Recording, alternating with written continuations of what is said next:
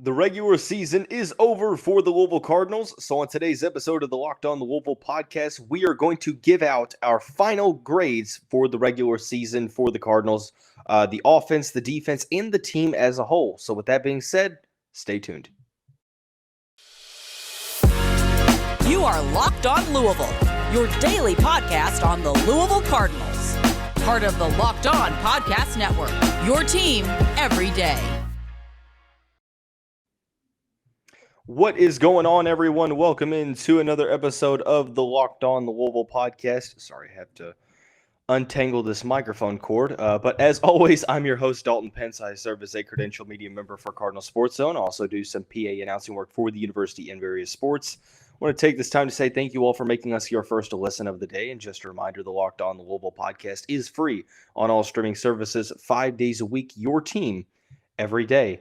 As I mentioned in the opener, we are giving out grades for the conclusion of the regular season for the Louisville Cardinals football team, beginning with the offense, then going to the defense, and then concluding the show by giving a grade for the overall team effort this season. We did this segment at the conclusion of the first half of the season, and offensively speaking, the grade wasn't the greatest. The point of emphasis heading into the second half of the season was to become more consistent throughout games, starting out better, not having to build up offensive momentum throughout the duration of the first half, but to start out firing on all cylinders and, scoring early. The second half of the season, it was kind of hit or miss. Mostly the Cardinals, it took some time to build that offensive momentum. Now, granted, there were some injuries offensively speaking at the quarterback position. Malik Cunningham hurt his hand in the second half of the James Madison game, only played a half of football against Clemson, missed the NC State game as a whole, and then only played a couple of drives against Kentucky. So you have to talk about health. I think it's definitely something that plays a role when it comes to the offensive cohesion. Running back wise, Travion Cooley and Jalen Mitchell didn't really appear in the second half of the season. Cooley did have a couple of solid performances in the middle of the year. Tyon Evans battled injury, but Jawar Jordan and Maurice Turner rose to the occasion and put forth some very impressive rushing performances. But overall, I think that the Louisville offense throughout the course of the season just left too much to be desired. For me, my offensive grade for the Cardinals is a C.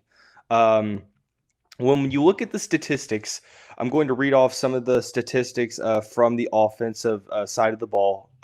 One thing to talk about before that is the fact that Louisville had the 19th best schedule in the country, strength of schedule. So that is definitely something to look at and take into consideration. Louisville, for the most part, had a very solid schedule. As much as people want to just bash the ACC, Louisville played some very, very solid competition. So you have to talk about the competition that they played, but at the end of the day, this was an offense that came into the season, a lot of veterans up front on the offensive line, a quarterback that has been in this system for multiple seasons, a solid running back room. I know you lost D. Wiggins to injury, but still very solid receivers. Great tight end in Marshawn Ford. And that was supposed to be, a building point for this season, when you talk about the preseason, because there were a ton of personnel returning. Now, granted, there were some, concerns over the depth in the wide receiver room. I get it. But still, I think that there is talent at that position. So running the ball, I think that maybe it wasn't as good as it was last year, but I think that the Cardinals were decent rushing the football. They were 34th in the country, 193.4 yards per game. But after that, statistically, all across the board, very pedestrian numbers, middle of the pack, or even, in the bottom half of the NCAA, especially in the passing game. And when you talk about the number of returnees for this season, the production that you were bringing back from 2021, there really wasn't too much of an excuse for the lackluster offensive performances that Louisville consistently put onto the field. Now, granted, yes, you have to deal with injuries. You'll talk about injuries, and you look at this and think, okay, well, Dalton, it's kind of unfair to use injuries against this team. As much as I acknowledge that point, it still plays into the overall picture of the offense, because every team is dealing with injuries. It's about having that depth to be able to rise to the occasion, and it plays a role for sure, 100% in the offensive grades of the season, because you still have to execute. Louisville really wasn't all that good statistically. They were 76th in the country points per game, 27.2.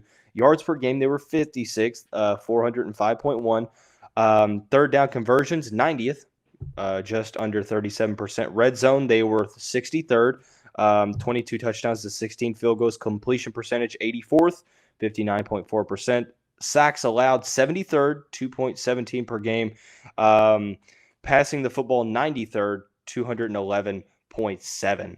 So statistically, it's extremely telling as to how, I wouldn't say mediocre, but I think that what these statistics reveal is how inconsistent the offense was.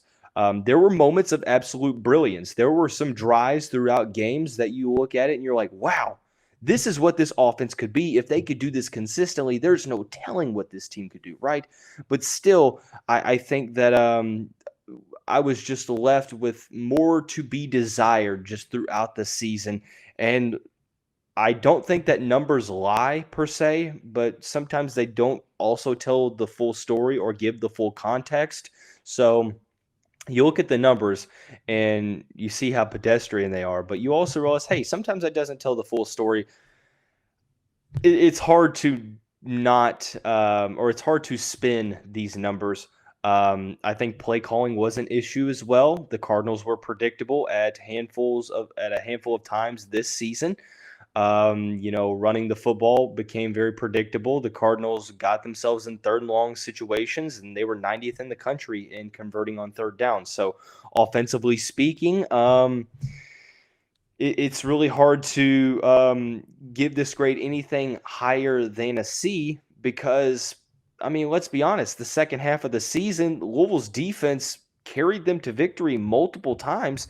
And if the Louisville offense had shown up against Clemson or Kentucky, those could be wins as well. Now, granted, those are two solid defenses on the road, so you have to take that into consideration.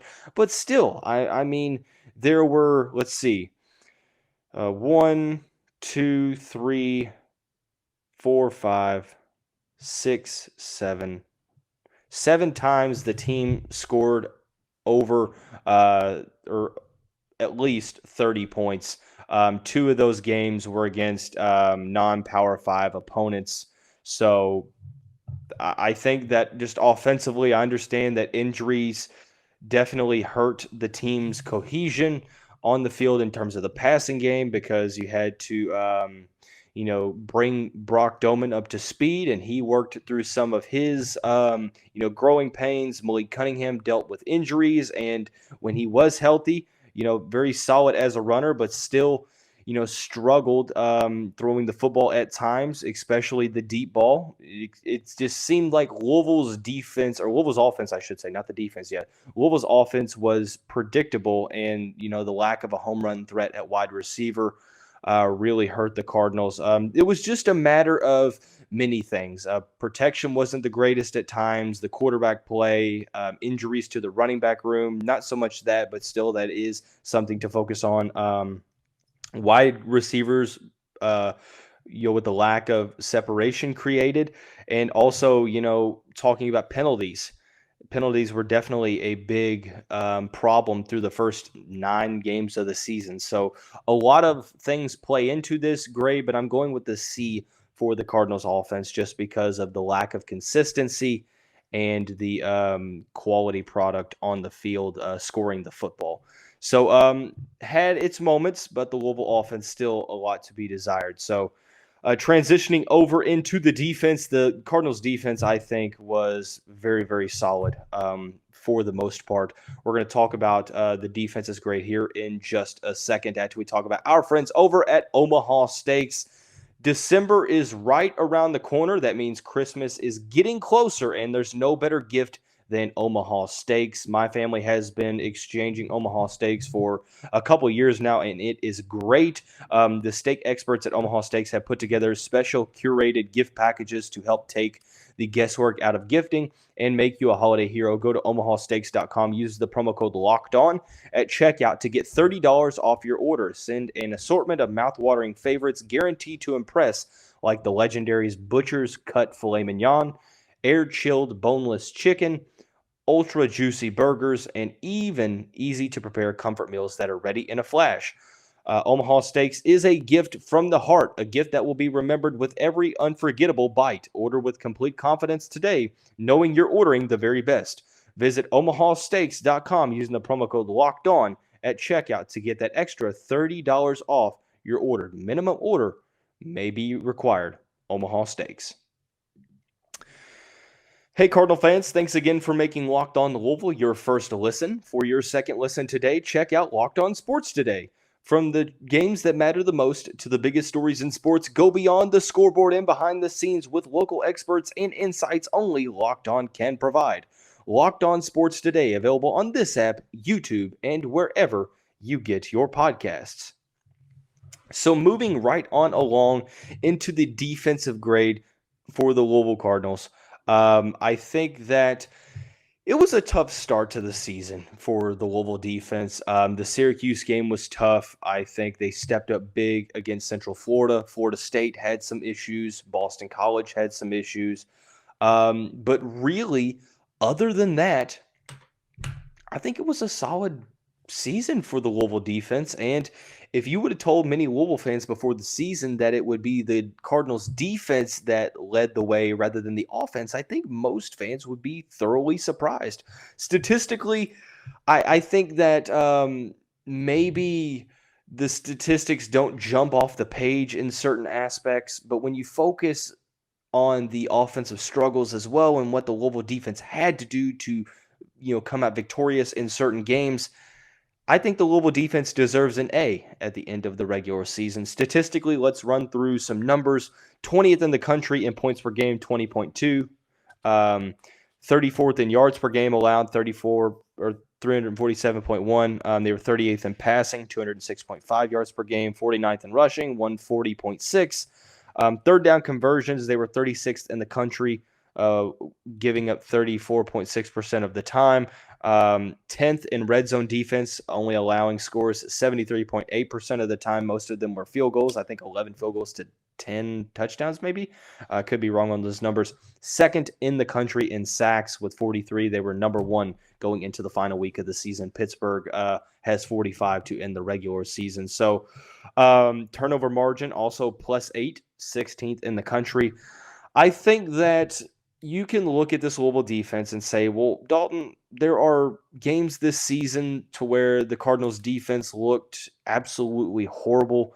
I mean, Syracuse, Boston College, Florida State, performances, especially against maybe Boston College and Florida State, that you can make the case that the defense lost the game rather than the offense, although I think that the offense had some opportunities to put both of those games away, couldn't capitalize on turnovers, so on and so forth. But regardless, sure, there are a couple games where Louisville's defense really wasn't all that good, but it was early on in the season.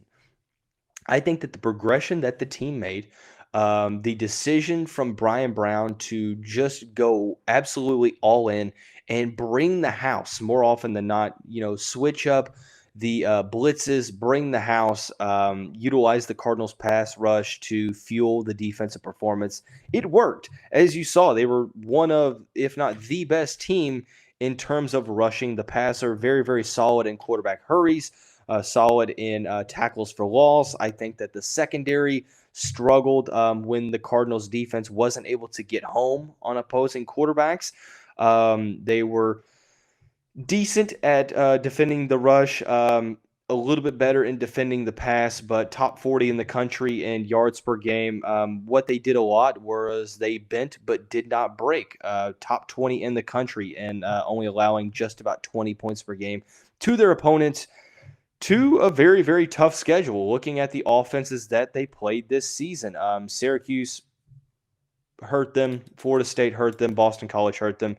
They took care of a decent Pittsburgh offense, especially a solid Pittsburgh rushing attack. Sam Hartman, Wake Forest, came into that matchup at Cardinal Stadium averaging over 40 points per game, only scored 21, and had a historic third quarter with like 5 or 6 turnovers. One of the best defensive quarters I've ever seen in college football, probably one of the best defensive quarters in college football history.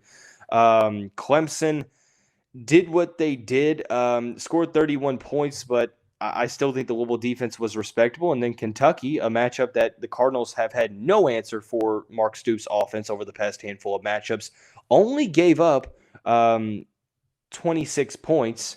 And I think that was a respectable performance as well.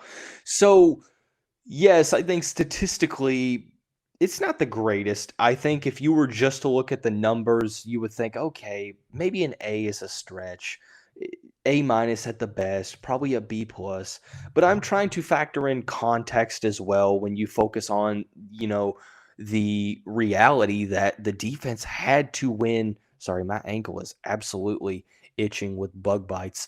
I went to Florida for Thanksgiving, and I don't know what it was, whether it was mosquitoes or other types of insects, but on the beach at night, my feet were just getting ate up by insects, and definitely feeling that effects just a couple days later. But regardless, back on to the regular schedule programming. I apologize for going off on a tangent, but I think that the context shows that Louisville's defense had to win games this season when the season was on the line. 2-3. It looked like the writing was on the wall that Scott Satterfield was not going to be the coach in 2023. It didn't seem like it was going to be, but it could end up like 2018. It just seemed like the program was going to take a step back considerably. 3 losses, 2 of them against teams you probably shouldn't have lost to, and then a tough remainder of the schedule. 5 of the teams remaining on the schedule at the conclusion of the first half of the season were ranked at one point. Now, granted, when the Cardinals played Pittsburgh, Kentucky, and James Madison, all 3 of those teams were not ranked, but regardless, solid opposition, and the Cardinals defense did what needed to be done. Sure, 4-2 in the last 6 games. They gave up 31 and 26 in the losses, respectively. But when you look at the last 6 games, 10 points to Pittsburgh against a very solid Pittsburgh rushing offense led by Israel Abanikanda. Only 21 points to Wake Forest, at that point, was one of the best offenses in the ACC in the country, averaging over 40 points per game. The Cardinals defense did what needed to be done there. Only gave up 10 points to James Madison, handled business.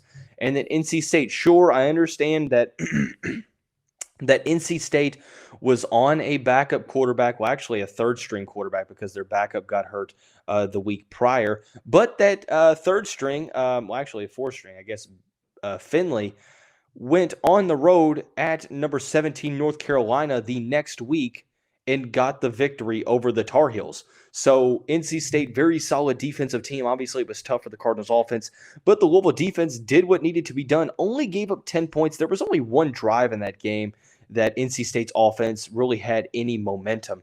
So Louisville's defense more often than not rose to the occasion, and then you mix in the solid performances against Central Florida, a defensive performance that got the victory. Only gave up 3 points to South Florida, only 17 to Virginia. I think that this is an A for the Louisville defense. I don't think it's close. Very respectable season for the Cardinals defense. Brian Brown, granted, this performance throughout the season wasn't the greatest. The defense still had flaws. I really do think that Brian Brown pretty much probably saved his job with a very solid defensive performance. And with all of the criticism, he deserves his credit as well. I like the decision to bring the house and to blitz more often than not. So great decisions from Brian Brown, Wesley McGriff, Mark Ivy, and company. So offense is a C, defense is an A. What about the team overall? We'll talk about that here in the final segment of the show. Before we do that, I want to tell you all, obviously, that if you are watching this, you're not going to hear the audio implemented advertisements. But if you're listening to this on certain streaming services, you will. So just keep that in mind. But with the final segment of the show, it's about giving the final regular season grade for the Louisville Cardinals. A couple things to consider when giving out this final grade. The strength of schedule, obviously a tough schedule, 19th in the country. The statistics, offensively, pretty pedestrian, middle of the pack in a lot of statistical categories. Defensively, towards the top half in pretty much every single parameter there is. Not a great team in terms of penalties. The 110th most penalized team in the country, or actually 110th in penalties per game, I should say. It's probably a better way to word it.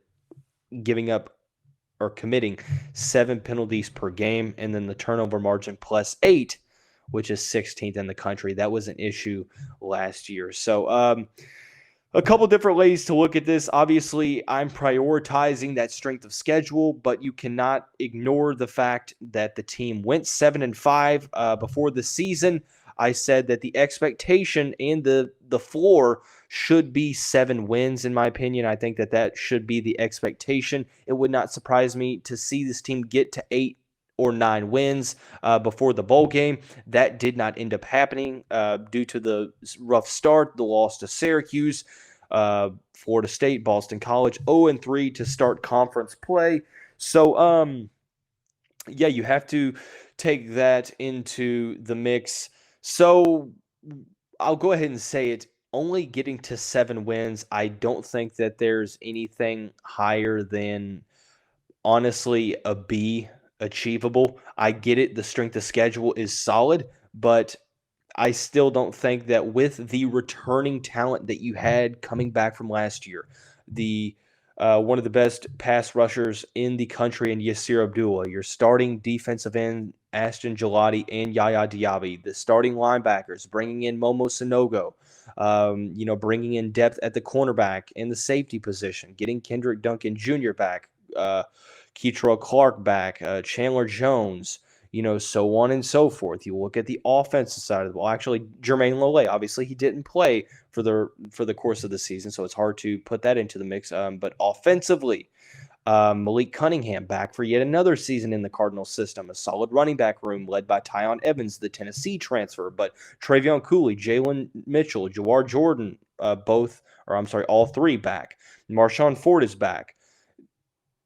4 of the 5 starting offensive linemen returned, with Brian Hudson being the player that played a majority of the snaps last year, and he slid into the starting center role. Wide receiver was a little questionable because you lost a lot. Justin Marshall, Tyler Harrell, Jordan Watkins, so on and so forth. You did bring in Tyler Hudson and D. Wiggins. You returned Amari Huggins-Bruce, Braden Smith, so on and so forth. But I think that there was talent at the wide receiver position. Play calling hurt the offense throughout portions of the season. Injuries as well, just lack of consistency, lack of execution. Defensively, there were times where pass coverage wasn't the greatest. The team struggled to stop the run, especially when the pass rush wasn't the greatest at times, but the team definitely answered the bell more often than not. So I take that into consideration. For me, I went back and forth here. I went back and forth between a C+ and a B-. I'm going to go with a B- because that was my expectation for this team. Obviously, I think that, there were aspects of this season that weren't the greatest. The offensive struggles were something that I put into consideration here. The strength of schedule probably takes it from being a C minus to a B, or C plus to a B minus, not C minus to a B plus. That would be weird. A C plus to a B minus because of the offensive struggles and losing games, toss-up games against Boston College and Florida State that you should have won, and games against Kentucky that you've only put 13 points up against. I understand the injuries, but this was a year that was about results. There were no moral victories, moral losses. In year 4 of Scott Satterfield's tenure, it was about getting results. Started out really rough, but the team answered the bell. So I think it was sort of on par season. Not great, but not bad. I mean, it's kind of right in the middle. It depends on how you look at the season. For me, it's a B minus. So offense, C. Defense, A. And the team as a whole, a B minus. You could probably make the case for a B if you wanted to average the C and the A out, but with the offense just really struggling throughout, I think that even some of the wins weren't necessarily all that convincing, but still wins are wins. So you take those, but a B minus for the team as a whole. That's going to wrap up this first episode on this Tuesday edition of the show. Everyone have a great day. We'll see you right back here very soon.